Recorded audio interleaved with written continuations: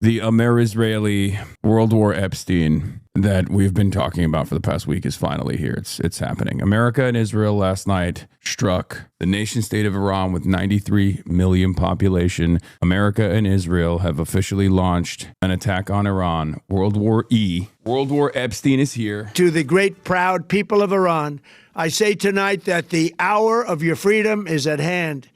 Stay sheltered. Don't leave your home. It's very dangerous outside. Bombs will be dropping everywhere. When we are finished, take over your government. It will be yours to take. This will be probably your only chance for generations. Yeah, Iran media reported just hours ago that Iran... Bro, our heart's not in it. Our heart's not in it. You know what I mean? It's like, in order to do this kind of like regime change, you have to come in with boots on the ground. And maybe they will try and do that, but I do think that that will inevitably lead to the end of America. It will certainly lead to the end of Iran as we know it, but I think it will also lead to the end of America. What's remarkable about that is the admission that American sons and daughters will die. I mean, we're slaves. We're all slaves. We're wage slaves of a different sort. We're all slaves to empire at the end of the day, especially some of the poorest who thought that they could get a comms degree, you know what I mean, for free. An amenity pretty much offered by every other competent social democracy, the opportunity for upward social mobility that's given to every single citizen unconditionally. In the United States of America, you have to become a slave to the Pentagon, and you have to go and, sell your soul to the American government so you can go and you can slaughter other people's sons and daughters overseas. You got to go kill some children, and then you get up in the head. Hopefully you don't get your dick shot off while protecting a poppy field, right, for JSOC, so they can actually keep doing clandestine operations and drug trafficking, stuff like that, right? So you come back to the United States of America with crippling PTSD, and then you get a comms degree so you can have your job, if you're lucky enough to get one, by the way, then you can have your job be stolen by artificial intelligence. So some faceless, lifeless, dickhead billionaire can turn on the GDP machine and make a little bit more money year over year. And it's awesome. And then you sit around angry and you think to yourself, well, I have an unlimited arsenal of weapons. Will I actually organize? Will I actually topple the system? No, I'm just going to either fund my family, or I'm just going to take the arsenal of weapons that I have and the nearest kindergarten. That's just the average American existence. And then we sit around and think, oh, well, as long as this domineering force that is like broadly defined as American empire is killing other school children overseas, I feel a little powerful, right? People sit there, eat their potato chips at home in their crusty boxers and watch their favorite incel, decrepit Twitch streamers and think, no, this force projection is good. It makes me feel good. Well, your life sucks. Your life sucks. You have no freedom. You're cattle. You are literally a goddamn slave. Some of you are slaves without actually even working, but that's just the reality. I myself am a part of this process as well. I play a role in this sham. I play a role in this song and dance as well. I try to yell. I try to wake people up to these realities, but for the most part, it's very difficult. It's very difficult for people to even envision any sort of change because we have been reduced to being servile cattle for many, many years at this point. Many generations ago. There's no such thing as a preemptive strike, I said. Israel is striking Iran in spite of the negotiations that the Oman mediators tried to publicize in the U.S. media to avoid this exact outcome. Little did they know Israel gets what it desires, even if it collapses the West. That's awesome. I'll be sending that GIF back when people are talking about how scared they are in the bomb shelters.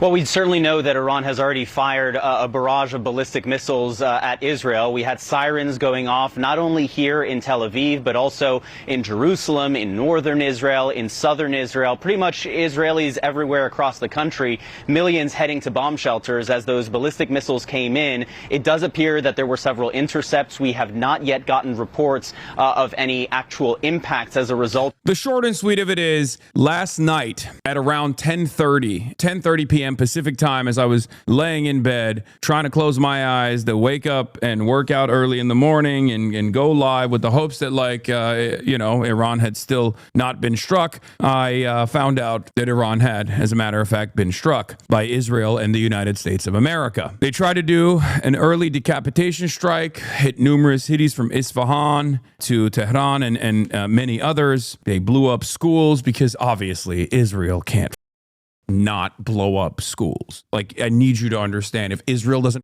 blow up a school every week, they will literally implode. Do you want Israel to implode? Do you want Israel to kill themselves? Do you want the Israeli government to engage in collective suicide? How anti-Semitic of you, okay? How anti-Semitic of you to think these thoughts. Of course, Israel has to kill school children overseas. Israel has to kill school children on a weekly basis. Do you understand? They have to do it. This is the only way to liberate the masses. Okay? The Israeli economy runs on exploded school children, and some school children have to die. 40 elementary school girls killed, 9 to 13 years old. Thank you, Israel. Thank you, America. In any case, they did all of that, and then Iran retaliated. And this retaliation is different from the 12-day war. You will never get the full scope of exactly what's going on if you go on Twitter, unless you know exactly what to look for, because the entire information apparatus on social media is polluted with bots, polluted with human beings that operate like bots. Okay, it's insane. Misinformation of epic magnitudes. And no, the Gulf states are not actually receiving the brunt of this impact. The Gulf states that have American radar systems inside of American bases inside of the Gulf states are receiving the brunt of the impact, with the exception of Dubai. Dubai has actually received a little bit more, and maybe some of the Gulf states will receive even more of the bombing. But so far, the reason why I say it's a little bit different than the 12-day war is because Iran immediately retaliated by striking American radar systems in Bahrain, in the UAE, in Qatar, and they've actually effectively taken out multiple billions of dollars worth of radar systems and early advanced warning systems that the American government has designed all around the region. Now, of course, America knew this was going to happen, just so you know, because that is going to yield tremendous prosperity for the military-industrial complex. You blow up $2 billion worth of radar systems, but guess what? That means we got to rebuild. That means new contracts. That means new contractors. That means new workers that will fly out into the Gulf and hastily rebuild these military bases. So that's not a bad thing.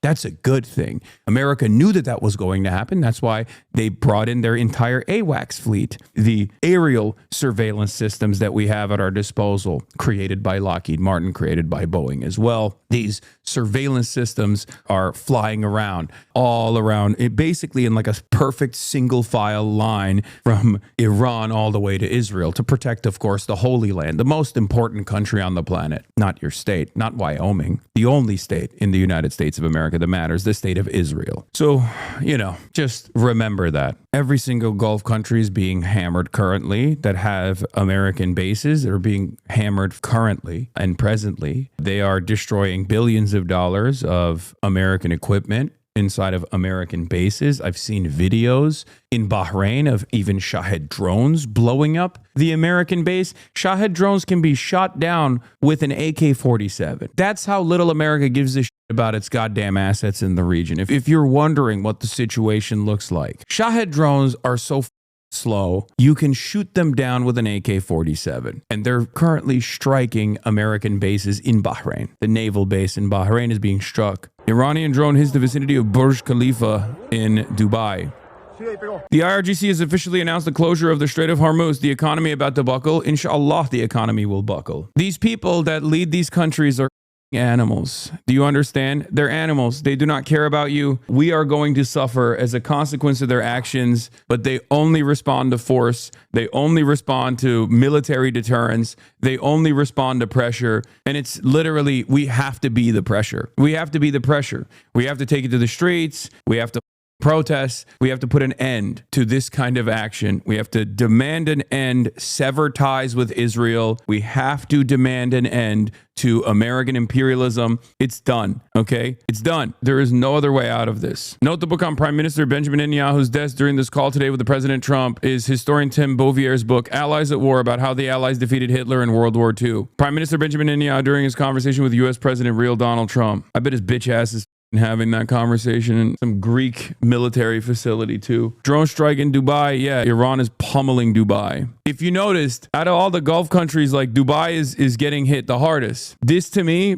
shows that there's a reason, right? Like they are very deliberate about who they are attacking and why they're attacking the countries that they are attacking. Dubai is obviously, the UAE is obviously Muslim Israel. For those of you who don't no, I know many of you think, oh no, that's like a pedophile cryptocurrency safe haven. That's basically in Miami. The UAE's foreign policy and like regional leadership is basically to be the Muslim version of Israel. Okay. They're right there. Whenever Israel's doing stuff, Dubai and the UAE is right there. Okay. And for the record, Iran did warn every other country in the region. And Iran did say, if you do this, it will be a regional war. If you back us into a corner, we will fight back. And of course, you know, that is the case. Again, that's a Shahed drone. Like, that's crazy. Oh my God. The first round of strikes came towards the Gulf states, and immediately they went in and struck all of the American bases that have early warning systems, radars in all of the Gulf states. And then after they were done with that, they have not stopped pummeling Israel as well.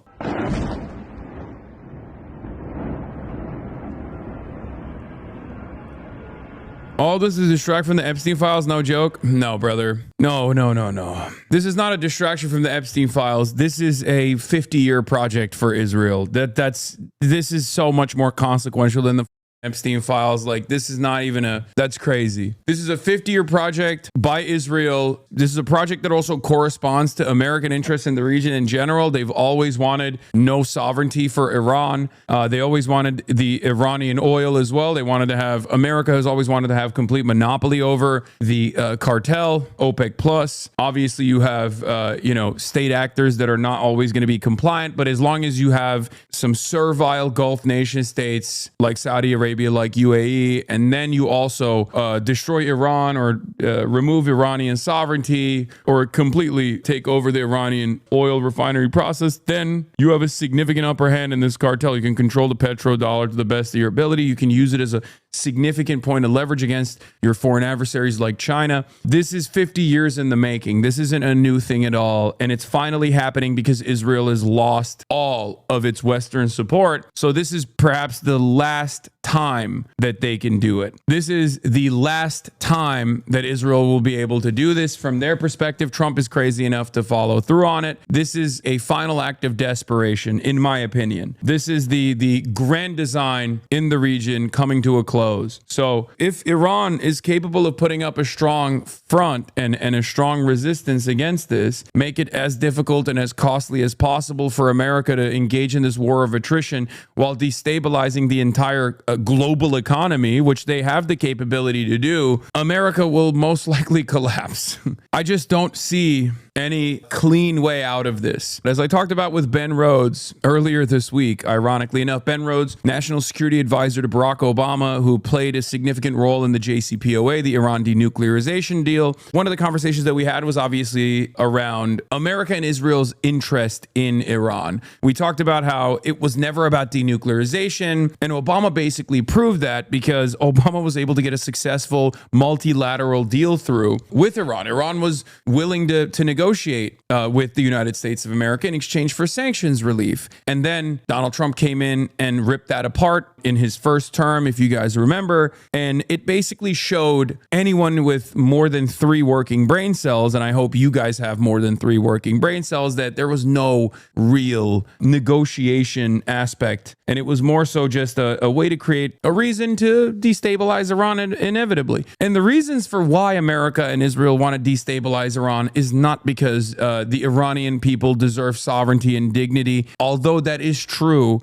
that's not the reason why America and and Israel want to destabilize Iran. So if you're a moron who actually believes that, get the out of my chat. You are the biggest dupe, the biggest sucker. I bet you also think that going to war with Iraq and extracting oil for American oil refineries was probably good for you somehow personally. You are the biggest loser. You're the biggest dumbass of all time. America does not give a about democracy. America doesn't even give a about democracy in America. America doesn't even care about American citizens. America certainly doesn't even care about American military members. We literally parked 50% of our naval assets in and around Israel and in and around Iran. If you think that we care about what happens to them, you are delusional. You're the guy who goes to the strip club and says, no, you don't understand. You see, Hassan, the stripper does love me, actually. She told me she loves me. I believe her. You are all, at best, human shields, okay? Your worth to the American government, to the Israeli government, is either a human shield, collateral damage, maybe